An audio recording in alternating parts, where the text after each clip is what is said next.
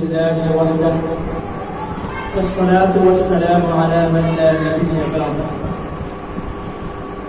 أما بعد فأعوذ بالله من الشيطان الرجيم بسم الله الرحمن الرحيم وذكر فإن الذكرى تنفع المؤمنين وقال النبي صلى الله عليه وسلم الحلال بين والحرام بين وبينهما مشتبهات أو كما قال عليه الصلاة والسلام সুপ্রিয় দর্শক শ্রোতা মণ্ডলী, আজকে আমরা অত্যন্ত গুরুত্বপূর্ণ একটি মাসআলার সমাধান নিয়ে আলোচনা উপস্থাপন করতে চাই। প্রবাস থেকে একজন ভাই জানতে চেয়েছেন, মাননীয় মুফতি সাহেব, আমরা 5 ভাই ও 3 বোন, আমরা সবাই একান্নভুক্ত পরিবারের সদস্য। মা বাবা মারা যাওয়ার পরেও আমরা এখনো প্রথাগতভাবে আলাদা হয়ে যাইনি। আমাদের মধ্যে থেকে আমাদের মেজ ভাই, বড় ভাই এবং ছোট ভাই প্রবাসে থাকেন।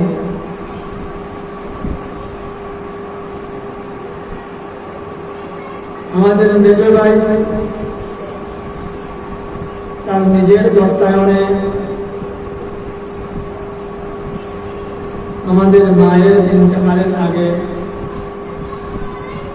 মায়ের নামে আমাদের বাড়ির পাশে এক খণ্ড জমি খরিদ করা হয়। আমরা সেই বাড়িতে এখন বসবাস করে থাকি। কয়েক বছর আগে আমাদের মা ইন্তেকাল করেছেন। এখন সম্পত্তির ভাগ বাটোয়ারার প্রয়োজন দেখা দিয়েছে। এদিকে মেজ ভাই দাবি করছেন জমিটি একক আমার টাকা দিয়ে মার নামে খরিদ করেছিলেন, এখন এটি মার মিরাসের অন্তর্ভুক্ত হবে না, তোমরা এতে কোনো অংশ লাভ করবে না। তো মুফতি সাহেব, আমরা যেহেতু সবাই একান্নভুক্ত পরিবারের সদস্য এবং জমিটি খরিদ করার সময়ও মেজ ভাইয়ের একক মালিকানায় থাকবে, এখানে অন্য কোনো ভাই অংশ পাবেন না, এমন কোনো কথা ছিল না। এখন প্রশ্ন হলো, মার নামের এই জমিটি এককভাবে মেজ ভাইয়ের জন্য হয়ে যাবে নাকি উত্তরাধিকার সম্পত্তি হিসেবে আমরা সকল ভাই বোন এর অংশ পাব? এ ব্যাপারে ইসলামী শরীয়তের সুস্পষ্ট সমাধান কি তা জানিয়ে আমাদের বাধিত করে। সুপ্রিয় দর্শক শ্রোতা মণ্ডলী, আজকে আমাদের হাতে যে প্রশ্নটি এসেছে, আমরা যারা দেশে থেকে প্রবাস থেকে আজকের এই আলোচনাটি শুনতে পাচ্ছি, প্রশ্নটি খুবই সমসাময়িক। এরকম প্রশ্নের সম্মুখীন আমরা প্রায় হয়ে থাকি। বিশেষ করে বৃহত্তর সিলেটের মানুষ যেহেতু মধ্যপ্রাচ্য, ইউরোপ, আমেরিকা সহ বিশ্বের নানা রাষ্ট্রে বসবাস করে থাকেন এবং তাদের মাঝে এই ধরনের মাসআলা জন্ম নিয়ে থাকে। একান্নভুক্ত পরিবারের সদস্য হওয়ার সুবাদে অনেকেই নিজের মাথার ঘাম পায়ে ফেলে যে সম্পদ উপার্জন করে থাকেন, যেহেতু সবাই একটি পরিবারের সদস্য, সংসারে সবাই একান্নভুক্ত, সমাজে দেখা যাচ্ছে একটা পরিবারের যদি কোনো ছেলে কিংবা মেয়ে বিদেশ বসবাস করে আর ওনার অর্থায়নে কোনো জমি বা কোনো সম্পদ খরিদ করা হয়, তাহলে পরিবারের বাকি সদস্য আছেন, সব সদস্য এই সম্পদে শরীর থাকে। এটাই আমাদের সমাজের ব্যবস্থা। তো কথা হচ্ছে ইসলামের দৃষ্টিকোণ থেকে এই বিষয়টি বিবেচনা যদি করা যায়, তাহলে প্রথমেই বলবো, একটা প্রাপ্তবয়স্ক ছেলে কিংবা মেয়ে যখন তাদের শাদী হয়ে যাবে, বিয়ে হয়ে যাবে, ইসলামের পারিবারিক নীতি হলো তাকে আলাদা আলাদা সংসার করে দেবে। কিন্তু আমাদের বাঙালি সমাজে প্রায় পরিবারে দেখা যায় যে মা বাবার দিনে হায়াত জীবদ্দশায়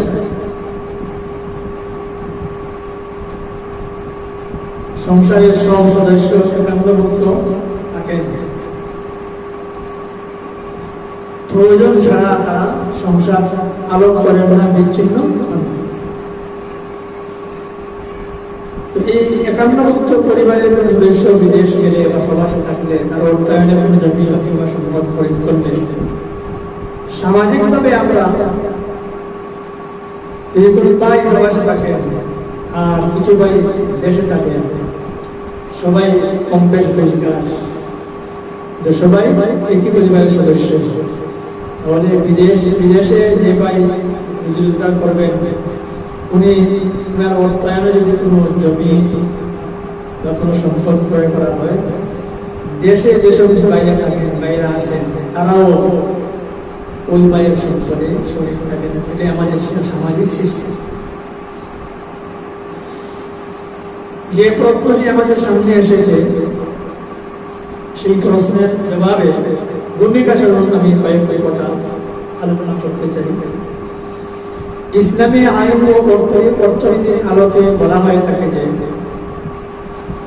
কোনো কিছুর মালিকানা বা কর্তৃত্ব কয়েকটি পন্থায় অর্জিত হয়ে থাকে।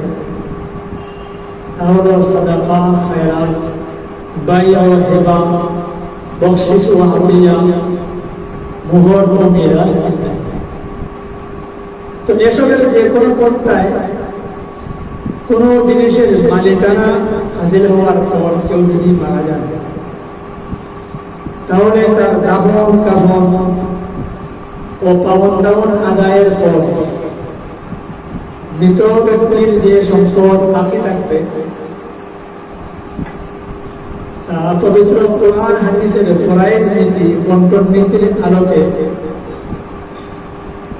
মৃত ব্যক্তি তার ওয়ারিসদের মাঝে একটি সম্পত্তি বন্টন করে দিতে হবে। এতে কোন ধরনের শীতলতা, শৈথিল্য বা প্রদর্শন করা যাবে না। ইসলামী শরীয়ত প্রত্যেক ওয়ারিসের হক নির্দিষ্ট করে দিয়েছে। সুতরাং প্রশ্নকারী ব্যক্তি দৃষ্টি আকর্ষণ করছে, আপনার মায়ের ত্যায্য সম্পত্তি আপনার ভাই বোনের মাঝে পবিত্র কোরআনের এই বন্টন নীতির আলোকে বাপ বাটোয়ারা করতে হবে। অর্থাৎ আপনার মায়ের পূর্ণ সম্পত্তি এর আগে ভাগ করে আপনারা প্রত্যেক ভাই পাবেন 2 ভাগ করে, আর প্রত্যেক বোন পাবেন 1 ভাগ করে। দ্বিতীয় যে কথাটি এখানে বলা দরকার, প্রশ্নকারী ব্যক্তিকে সম্বোধন করছে বা এরকম প্রশ্ন যারা করে থাকে তাদের দৃষ্টি আকর্ষণ করে বলেছিল,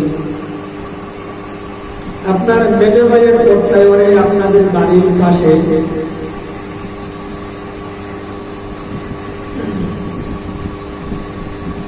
মায়ের নামে কেনা জমিটি ও উপযুক্ত বন্টন নীতির আলোকে আপনাদের পরস্পরের মাঝে বন্টিত হবে। এটির মালিকানা শুধু এককভাবে আপনার মেজ ভাই হবে না,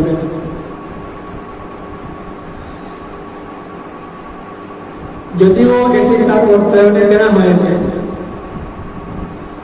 তদুপরি কেনার সময় তিনি একদিকে একান্তভুক্ত পরিবারের সদস্য ছিলেন,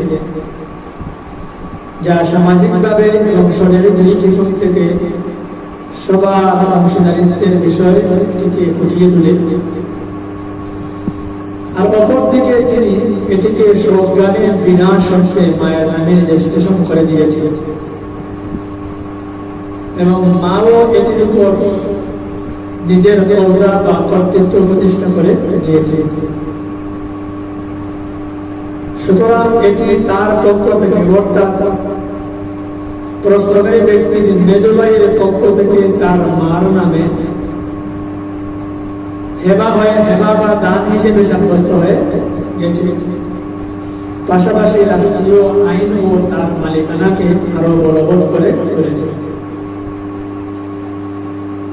তাই আপনার মেজ ভাই এখন আর এই দান বা হেবাকে ফিরিয়ে দিতে পারবেন, কারণ দান বা হেবা কবজার মাধ্যমে পরিপূর্ণ হয়ে যায়। আর নিকটাত্মীয় কাউকে কোনো কিছু দান করলে এটাকে ফিরিয়ে নেওয়া আমাদের শরীয়তে জায়েজ হয়। আমি সামনে এ ব্যাপারে দলিল প্রমাণ সহ আপনাদের সামনে বিষয়টা নিয়ে আসবো।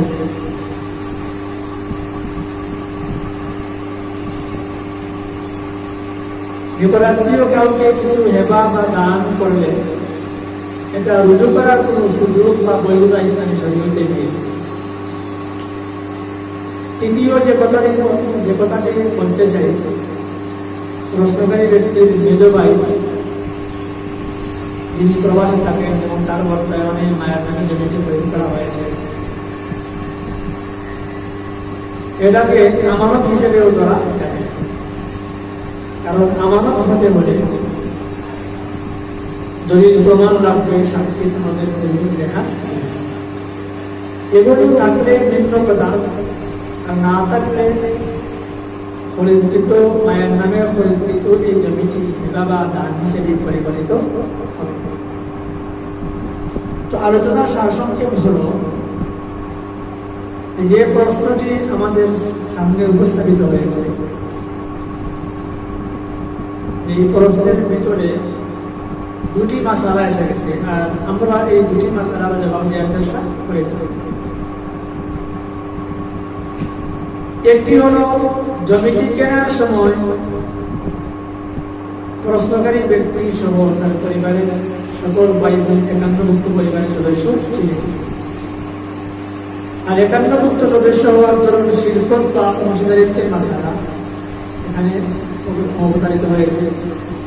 আর অপরটি হলো, বিনা শর্তে মায়ের নামে জমিটি রেজিস্ট্রেশন হওয়ায় হেবা বা দানের মাসালা এখানে পাওয়া গেছে। আর উভয় মাসালা সমাধানের আলোকে জমিটি প্রশ্নকারী ব্যক্তি ভাই বোন সবার জন্য সাব্যস্ত হয়েছে, এককভাবে তাদের মেজ ভাইয়ের জন্য সাব্যস্ত। মা বাবার ত্যায্য সম্পত্তি ছেলেমেয়েরা শরীয়তের বন্ধনবিধির আলোকে ভাগ-বটোয়ারা করতে হবে। এই মর্মে আল্লাহ রাব্বুল আলামিনের বিধান হলো, ইউসিকুমুল্লাহু ফি আওলাদিকুম লিয-যাকারি মিসলু হায্জিল উনসায়াইন। আল্লাহ রাব্বুল আলামিন ওসিয়ত করেছেন, ফরজ করে দিয়েছেন সন্তানদের ব্যাপারে, তারা যেন এক পুরুষ, এক ভাই কিংবা এক ছেলে, দুই বোন কিংবা দুই মেয়ের সমান ভাগ। একান্নভুক্ত পরিবারের সদস্য হওয়ার দরুন আমাদের মাঝে যেন পরস্পর একটা শান্তি হয়ে থাকে। তুমি যা রুজিটা করবে সেই রুজিতে আমিও ভাগ পাবো, এবং আমি যা রুজি করবো হ্যাঁ তুমি আমার ওই রুজিতে শরীর থাকবে। এটা যেন একান্নভুক্ত পরিবারের সদস্যদের মধ্যে একটা সন্ধি চুক্তি। রাসূল করিম সাল্লাল্লাহু আলাইহি ওয়াসাল্লাম বলেছেন, আসলহু জাইজুন বাইনাল মুসলিমিন। এই ধরনের সন্ধি স্থাপন মুসলমানদের পরস্পর কাছে জায়েজ আছে। যদি কি হয়, সন্ধিটা বৈধ জিনিসের উপরে হয়ে থাকে।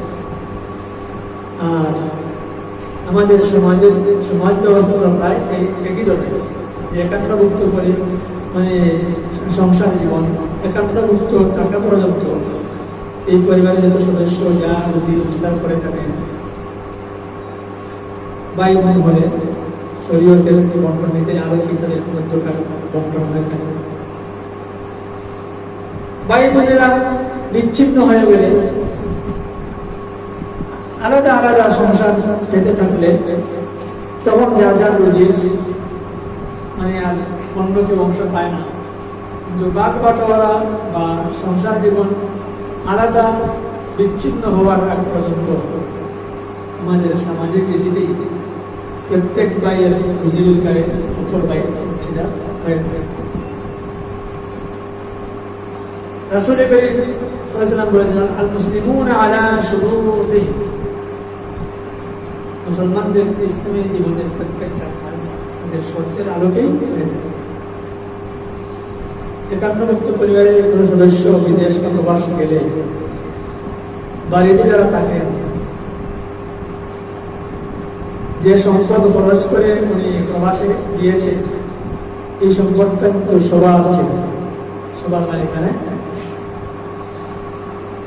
আর মৌনভাবে এটাই তখন নির্দিষ্ট হয়ে যায় যে প্রবাসে গিয়ে উনি যত রুজি রোজগার করবেন একান্নভুক্ত পরিবারের সদস্য থাকা পর্যন্ত সেই রুজি রোজগারে সবাই সমান ভাগ। তো সুপ্রিয় দর্শক মন্ডলী, ফতোয়ার যত কিতাব আছে, ফতোয়ায়ে শাফি, ফতোয়ায়ে আলমগীর, ফতোয়ায়ে নবদিয়া, ফতোয়ায়ে মাহমুদিয়া, ইমদাদুল ফতোয়া সহ আমাদের ফিকহে হানাফি প্রত্যেকটা ফতোয়ার কিতাব প্রশ্নকারী ব্যক্তির প্রশ্নের জবাবে এটাই বলে যে একান্নভুক্ত পরিবারের সদস্য হওয়ার পাশাপাশি মায়ের নামে রেজিস্ট্রেশন হওয়ার দরুন মায়ের ইন্তেকালের পরে যখন বাঘ বাটোয়ারার প্রয়োজন দেখা দিয়েছে তখন এই মায়ের পুরা সম্পদ দায়িত্ব সম্পত্তি তার ওয়ারিসগণ শরীয়তের নির্ধারিত আলোকে পেয়ে থাকবেন। কোন একক ব্যক্তি বা একক ছেলে প্রশ্নকারী ব্যক্তির মেজ ভাই মায়ের নামে কেনা এই জমিতে তার মালিকানা এককভাবে প্রতিষ্ঠিত করতে পারবেন না। এটা আমাদের শরীয়তের বিশেষ করে ফিকহে হানাফির প্রত্যেকটা ফতোয়ার কিতাব এই কথাটাই বলে থাকে। আশা করি প্রশ্নকারী ব্যক্তি আমাদের আজকের আলোচনার মাধ্যমে তার প্রশ্নের সমাধান পেয়ে গেছে। আজকের এই আলোচনা আমরা যেখান থেকে শুনতে পাচ্ছি শুনেছি সবাইকে আন্তরিক অভিনন্দন জানিয়ে আজকের আলোচনা এখানে শেষ করছি। ওয়া আখিরু দাওয়ানা আলহামদুলিল্লাহি রাব্বিল আলামিন।